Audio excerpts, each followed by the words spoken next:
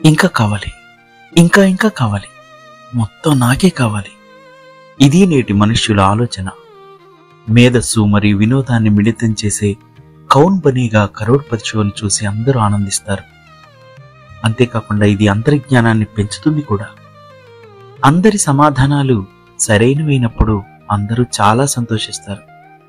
ఇటీవల ఎపిసోడ్లో Neeraj Saxena fastest finger రౌండ్లో అత్యంత వేగంగా సమాధానమిచ్చి హాట్ సీట్లో నిలిచాడు. అతను అరవకుండా, డాన్స్ చేయకుండా, ఏడవకుండా, చేతులెత్తకుండా, అమితాబ్ని కౌగిలించుకోకుండా చాలా ప్రశాంతంగా కూర్చున్నారు. నీరజ్ ఒక శాస్త్రవేత్త, పిహెచ్డి మరియు కోల్కతాలోని ఒక విశ్వవిద్యాలయానికి వైస్ ఛాన్సలర్. అతను ఆహ్లాదకరమైన మరియు సరళమైన వ్యక్తిత్వం కలిగిన వారు.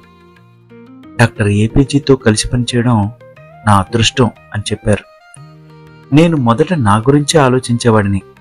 అబ్దుల్ కలాం ప్రభావంతో నేను ఇతరుల గురించి మరియు ఈ దేశం గురించి ఆలోచించడం ప్రారంభించానని చెప్పారు. నీరజ్ ఆడటం మొదలు పెట్టారు.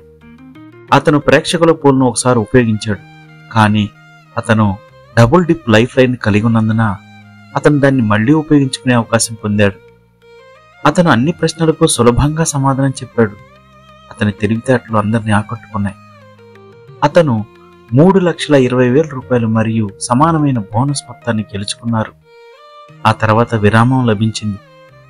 విరామం తర్వాత అమితాబ్, ముందుకు వెళ్దాం డాక్టర్ సాహెబ్ అన్నాడు. ఇదిగో 11వ ప్రశ్న అని ప్రకటించాడు. అప్పుడే నీరజ్, సార్ నేను నిష్క్రమించాలనుకుంటున్నాను అని చెప్పాడు. అమితాబ్ ఆశ్చర్యపోయాడు.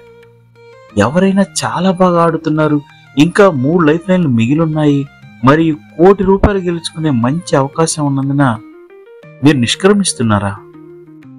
ఇంతకుముందు ఇప్పుడు ఇలా జరగలేదు, ఎందుకు క్విట్ అంటున్నావు అని అడిగాడు. నీరజ్ ప్రశాంతంగా సమాధానం ఇచ్చాడు. ఇతర ఆటగాళ్లు వేచి ఉన్నారు. వారు నాకంటే చిన్నవారు, వారికి కూడా అవకాశం రావాలి. నేను ఇప్పటికే చాలా డబ్బు గెలుచుకున్నాను, నాకు ఉన్న చాలు అని నేను భావిస్తున్నాను. నాకు అంతకు మించి కోరిక లేదు. అంతే. అమితాబ్ దిగ్భ్రాంతి చెందాడు మరియు అక్కడ ఒక క్షణం నిశ్శబ్దం. అప్పుడు అందరూ లేచి నిలబడి చాలాసేపు చప్పట్లు కొట్టారు. ఈరోజు మనం చాలా నేర్చుకున్నాం.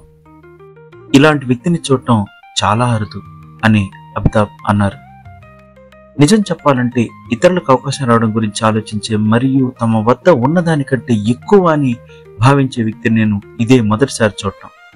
అతనికి మనస్ఫూర్తిగా సెల్యూట్ చేస్తున్నాను అని అమితాబ్ అన్నారు. నేడు ప్రజలు కేవలం డబ్బు వెంట ఉన్నారు. ఎంత సంపాదించినా తృప్తి ఉండదు, దురాశకు అంతము ఉండదు. డబ్బు వెంటాడుతూ కుటుంబాన్ని, నిద్రను, ఆనందాన్ని, ప్రేమను, స్నేహాన్ని అన్నీ కోల్పోతున్నారు. అలాంటి సమయాల్లో డాక్టర్ నీరజ్ సక్సేనా లాంటి వారు గుర్తుకు వస్తారు. ఈ యుగంలో సంతృప్తి మరియు నిస్వార్థ వ్యక్తులు దొరకడం కష్టం. అతను గేమ్ నుండి నిష్క్రమించిన తర్వాత ఒక అమ్మాయి హాట్ సీట్లో కూర్చొని తన కథను పంచుకుంది. మేము 3 కుమార్తెలమైనందున మా నాన్న మమ్మల్ని మా అమ్మతో సహా బయటికి పంపించేశాడు. ఇప్పుడు మేము అనాథాశ్రమంలో నివసిస్తున్నాం. నేను అనుకున్నాను, నీరజ్ నిష్క్రమించకపోతే ఈ రోజు చివరి రోజు కాబట్టి మరెవరికి అవకాశం లభించదు. అతని త్యాగం కారణంగా ఈ పేద అమ్మాయికి కొంత డబ్బు సంపాదించే అవకాశం వచ్చింది. నేటి ప్రపంచంలో ప్రజలు తమ వారసత్వం నుండి ఒక్క పైసా కూడా వదులుకోవడానికి సిద్ధంగా లేరు. దాని మీద కొట్లాటలు, హత్యలు ఇవన్నీ మనం చూస్తూ ఉన్నాం. స్వార్థం ప్రబలిపోతూ ఉంది. కానీ ఈ ఉదాహరణ అందుకు మినహాయింపు. ఇతరుల గురించి, దేశం గురించి ఆలోచించే ఇలాంటి మనుషుల్లో దేవుడు ఉంటాడు.